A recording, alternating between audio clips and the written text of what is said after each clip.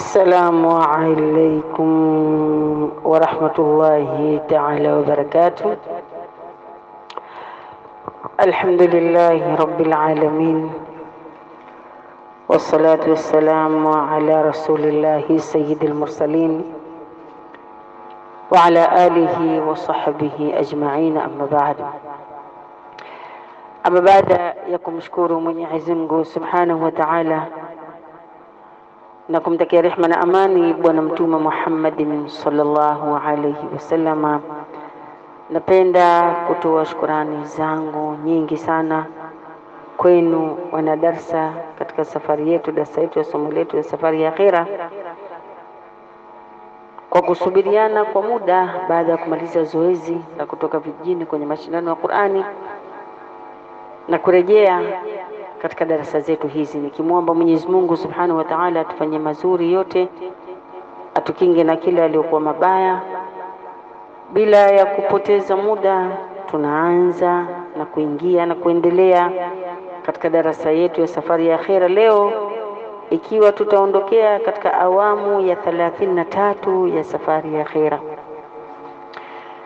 Nikirudia nyuma katika awamu ya 32, nadhani tulizungumzia katika ile habari ya kuweza kumsafirisha maiti na utaratibu unaotakiwa katika dini ya Kiislamu na uharamu wake.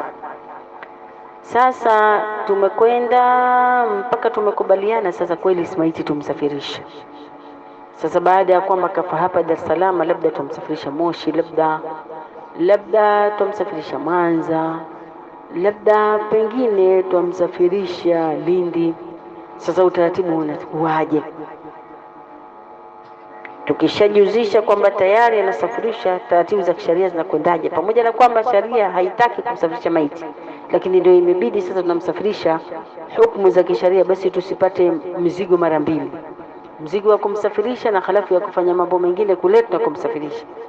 Inabidi kama tumeamua sasa kumsafirisha, sasa hukumu za kisheria kwanza zifanyike hapa mjini. Ni vipi?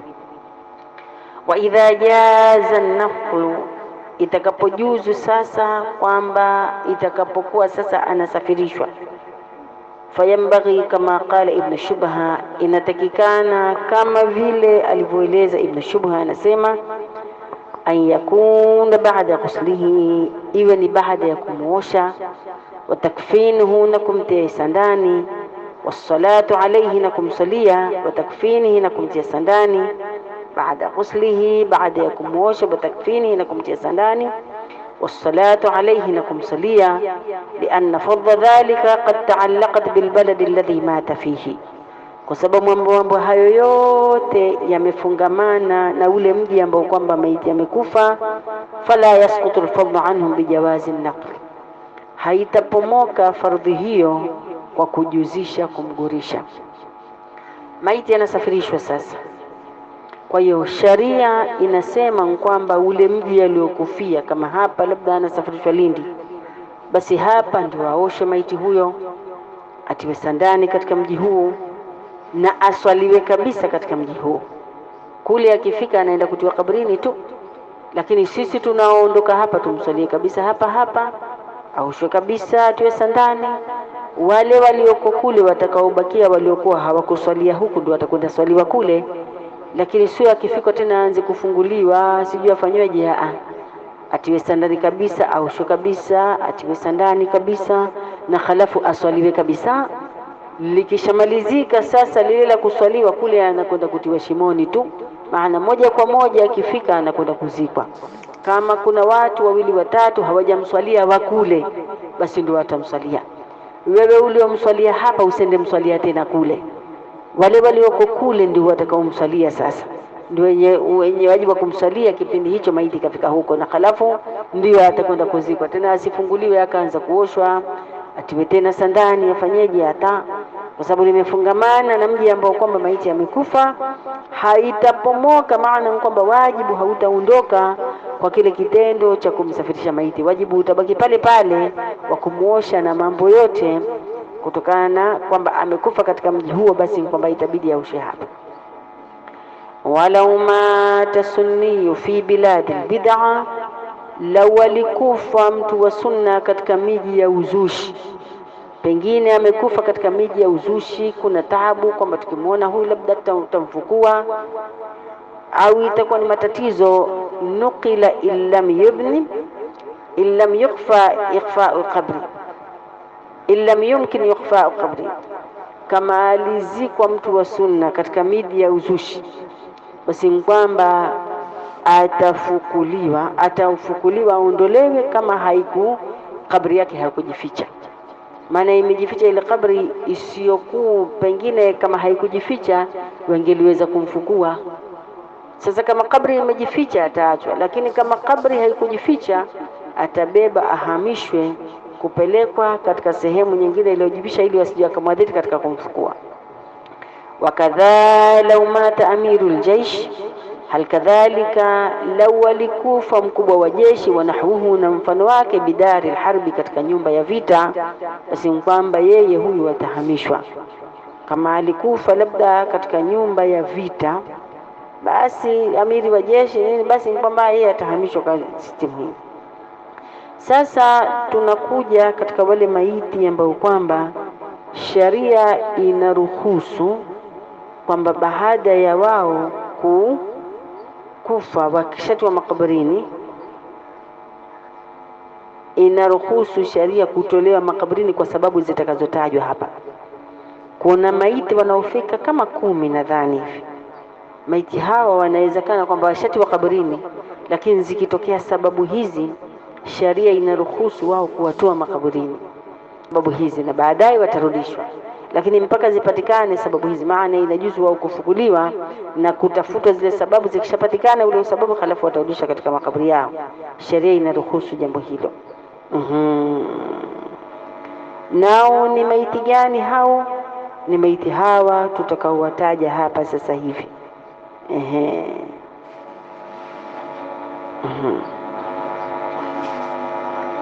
Kama labda mtu amezikwa bila ya kuoshwa, kama ila amezikwa bi an yudfana bila ghasl, kama alioshwa, yani alizikwa bila ya kuoshwa, walau tuyumima, wala hakutayamamiwa, wa huwa mimman yajibu al-ghusl, naye ni katika maiti wanayokuwajibika kuoshwa. Maana kuna maiti wengine hakuna ulazima wa kuoshwa, kama tulivyozungumza kule katika mlango huu, katika mlango wa kuosha maiti. Sio kila maiti kwamba anaikufa anaoshwa, hata kuna maiti wengine wakifa wanatayamamiwa tu, tuliwataja kule nyuma katika mlango wa kuosha. Labda maiti alimeza na nyama, labda maiti aliungua, kumwagia maji kutawezekana kunyondoka nyama, basi kwamba maiti huyu atafanywa tayammum. Sasa hapa tunamtaja maiti ambayo kwamba ni lazima kuoshwa halafu akazikwa bila ya kuoshwa, kama vile mtu alizikwa bila ghasli, bila ya kuosha, wala tuyummima, wala kufanyiwa tayammum lisharti, kwa sharti. Wa hum mimman yajibu ghaslu, nani katika maiti ambayo kwamba ina wajibu kuosha, liannahu wajib, kwa sababu jambo hili ni wajibu. Nubisha, atafukuliwa, fastadaraka inda qurba, yani kwamba fastadaraka inda qurba fayajibu alayhi almashhur nabshu, ina wajibu juu lake katika kauli mashhuri kumfukua, wa ghasluhu, na kumuosha, illam yataghayyar, kama itakapokuwa hajaharibika kwa kutoa harfu, au taqta'a, au labda katika viungo, thumma yusalli alayhi, kisha atasalia. Kama maiti labda alizikwa bila ya kuosha, basi sharia ya dini inaruhusu kwamba maiti huyo kama hajaharibika basi atolewe, aoshwe, na halafu baada ya kuoshwa ndipo asalie. Waqila yumbashu ma baqiya minhu, na kuna kauli iliyosema hata kama ameharibika atafukuliwa kile kilichobakia, kama ni mkono, kama nini, uoshwe ili ipatikane, kwa sababu maiti anafukuliwa kaburini kama hakuoshwa, lakini maiti hafukuliwi kaburini kama hakutiwa sandani. Kama maiti hakuoshwa, amezikwa bila ya kuoshwa, basi kwamba sharia ya dini inamtoa ndani ya kaburi maiti huyo aushi. Lakini kama maiti hakutiwa sandani, amezikwa bila ya kutiwa sandani, hatolewi kaburini kama amezikwa bila ya kutiwa sandani, kwa sababu ile sanda itakuwa tayari ni stara yake. Kwa hiyo wasayati alayhi shay mimma taraka, ni yatakuja katika hali ambayo kwamba maiti wanaopaswa kutolewa kaburini kama wamekufa kwa sababu zinazofuata. Au dufina almayyit fi ardhin au fi thawbin maqdubaini, au walizikwa maiti katika ardhi au katika nguo yenye kunyang'anywa, ilikwenda kuchukuliwa sanda imenyang'anywa kwa mtu akaenda akatiwa maiti, au walizikwa kwenye shamba la mtu, watalaba biha malikuhuma, wale wenye miliki zao wakazitaka. Maana mwenye shuka ya ile aliyotiwa maiti mwenye shuka lake yalitaka, na mwenye ardhi yake naye anaitaka. Kwa hiyo fayajibu nabshu, ina wajibu maiti huyo kumfukua, maana kumuondoa hayo. Walau taghayyara almayiti, ijapokuwa maiti kachaharibika labda. Wa in kana fihi hitku hurmati almayit, na ijapokuwa ndani yake kuna kuvunjika heshima ya maiti. Liyasil almustahaq ila haqi, ili iweze kumfikilia mwenye haki yake, asidhulumiwe haki yake. Laitani, labda ulikwenda kumzika maiti wako katika shamba la mtu, au ulikwenda pora shuka la mtu ukenda ukamtia maiti wako. Mwenye shuka mwenyewe akaja akawa analitaka shuka lake, mwenye ardhi akawa anataka kipande chake mwenyewe atumie kwa kazi zake anazijua, basi ni kwamba sharia ya dini inaruhusu kwa maiti huyo kufukuliwa. Na baada ya kufukuliwa, kama ni shuka lile mwenye kalitaka, alitolewe shuka halafu atiwe sanda nyingine, tutaeleza huko mbele. Na kama ni ardhi ile, ukamzike mahali panapostahiki, apewe mwenye ardhi yake heshima yake apewe, ili ifikilie haki kwa mwenye haki yake. Wayusannu lisahibihima atarku, lakini imesuniwa kwa wawili hao kuacha. Ni sunna tu, si lazima. Maana kwamba ni sunna kwa wao, kama wataacha kwamba mimi naacha hichi kipande basi, mimi nailiacha ili nguo, ni sunna kwao. Lakini kama hawataki kuacha, sharia haiwabani, wanaweza kutaka wakapewa, sharia hairuhusu kama lakini ni sunna kwao kusamehe juu ya hivyo. Wa mahallu nabsh, na mahali pa kufukuliwa fi thawbi, kwa nguo. Yani ile hukumu ya kufukuliwa kwa maiti ambayo kwamba kachukua nguo ambayo kwamba si wake, idha wujida ma yukfanu fihi almayit, ni pale itakapopatikana nguo nyingine ya kuvishwa maiti. Maana asifukuliwe kama nguo nyingine hakuna, ipatikane nguo nyingine ya kutiwa maiti. Ni kwamba ili afukuliwe itolewe nguo ya maiti, kuwe na sanda nyingine, ndio hukumu ya sharia itakwenda kwamba atolewe shuka lile lichukulie. Wa illa, na kama hakuna nguo nyingine, nguo ni hiyo shuka tu, katika mji mzima hakuna nguo, fala yajuzu nabshuhu, itakuwa haijuzu kumfukua maiti huyo, kama katadahu kalamu shaykhi, kama alivyozungumza na alivyohukumu maneno ya shekhe wetu Abu Hamidi, akazungumza maneno hayo. Wa ghairihi, na wengineo, binaan ala anna idha lam najidu illa thawban yukhadhu min milkihi qahra, kwa kujengea kwamba itakapokuwa haikupatikana nguo yoyote kwa maiti katika mji naye amekufa, itachukuliwa nguo ya mmiliki kwa nguvu. Wala yudfanu uriyana, wala hata zikwa uchi. Kama itakuwa hakuna nguo nyingine katika mji, nguo ni hiyo. Kwa hiyo tutakwenda kujengea kwamba maiti huyo imechukuliwa nguo kwa nguvu. Maana nguo yake kwa nguvu, sharia imeruhusu kuchukua nguo ya mtu kwa nguvu, kwa sababu sisi tuna lazima ya kumtia mwenzetu katika sanda, na hakuna katika mji nguo isipokuwa hiyo. Kwa hiyo itajengewa kwamba imechukuliwa kwa nguvu, wala muda wa kwamba shuka hilo lipo hata zikwa uchi maiti huo, au zikapita hukumu nyingine zile tulizozitaja. Wa huwa ma fil bahri wa ghairihi, na haya yamezungumzwa katika kitabu cha Bahari na vitabu vingine, kwamba itabidi abakie na nguo hiyo. Wa huwa al-asahhu, na hii ndio kauli asahi. Qalahu al-Adhra'i, aliyosema Imamu Adhra'i. Qala al-Rafi'i, Imamu Rafi amesema, wal kafnu al-hariri kal maqsub, na sanda ya hariri ni kama vile sanda yenye kunyang'anywa. Maana kumtia mtu ndani ya kaburi, kumvisha mtu sanda ya hariri ni kama vile mfano wake sanda yenye kunyang'anya. Maana sharia hairuhusu kumtia mtu na sanda ya hariri. Qala al-musannif, amesema musannif wa kitabu hicho, asema wa fihi nudhira, ndani yake kuna maangalio. Wa yanbaghi an yaqta'a fihi bi'adami an-nafsh, inatakikana kukata ndani yake kukosekana kufukuliwa. Intaha, kwa hilo Maana kama msanifu amesema kama itatokea hivyo, basi inatakikana kukosekana kwamba asifukuliwe.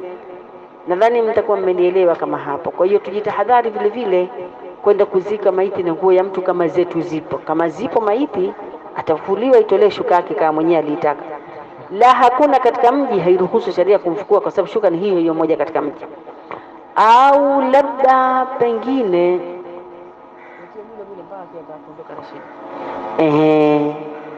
alizikwa katika sehemu kipande cha mtu mwenyewe akakitaka, basi itabidi maiti huyo afukuliwe ili akazikwa kwingine, mwenyewe achukue haki yake. Hivyo ni vitu vya kuangalia sisi wakati tunazika maiti wetu.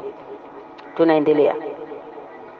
Walau waqa'a fihi alqabru malun, lau ilituka katika kabri mali ya mtu wakati anakwenda kuzika, ikaanguka labda pochi ya pesa nyingi, au ikaanguka dhahabu, au ikaanguka hata kidogo, wa in qalla, ijapokuwa mali kidogo, kakhatami, kama vile pete ya dhahabu labda ilianguka, fayajibu nabshuhu, kwa hiyo itawajibu kabri hilo kufukuliwa.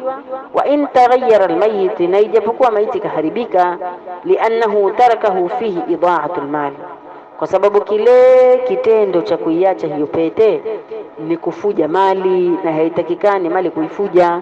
Kile kitendo cha kuiacha humo kwamba ibakie ndani ya kaburi itakuwa ni kufuja mali, haitakikani kufuja. Kwa hiyo pete hiyo itatolewa, halafu kaburi hilo litatiwa mchanga.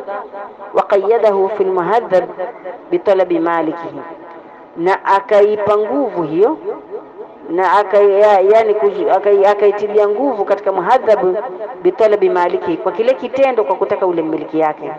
Wa huwa alladhi yadhharu ihtimaduhu, na hii ndio kauli ambayo kwamba inadhihiri kutegemewa. Kwa hiyo qiyasan ala alkafani, ni makisio juu ya fani ile sanda.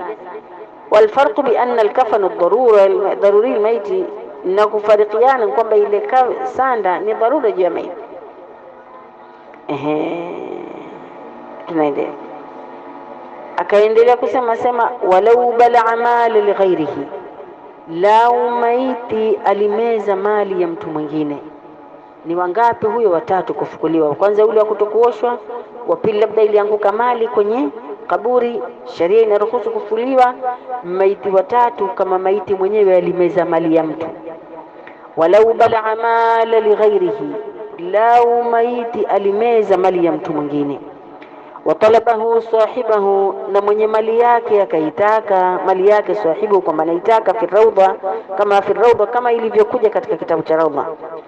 Wala yadmanu mithlahu, wala ikawa hakuna kuwezekana kulipa mfano wake, au qimatuhu ahadun, au thamani kwa mtu yoyote kukima, min alwaratha, katika mawarithi, au ghairihim, au watu wengine, kama fi rawda, kama ilivyo katika kitabu cha Rawda.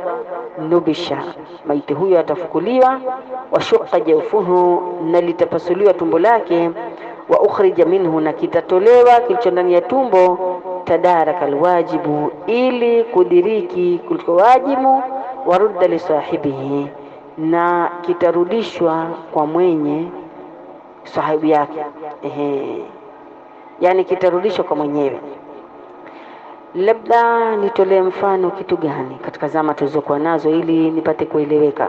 Yani almuhimu ni kile kitendo cha kueleweka yeye. Labda tuchukulie katika vijana wetu wa sasa, alikwenda pora mtu labda mkufu wa mtu, akampora pap ili asionekane, halafu ule mkufu akaumeza, akaenda akaumeza ule mkufu, akakimbizwa, akapigwa, akauliwa. Saa nyingine huyo aliomeza mkufu, baada ya kile kikumbo cha kumkaba na kumtoa ule mkufu, huyo mtu pengine alizimia. Kwa hiyo yeye akakimbia na ule mkufu, lakini watu washamuona kama kaiba.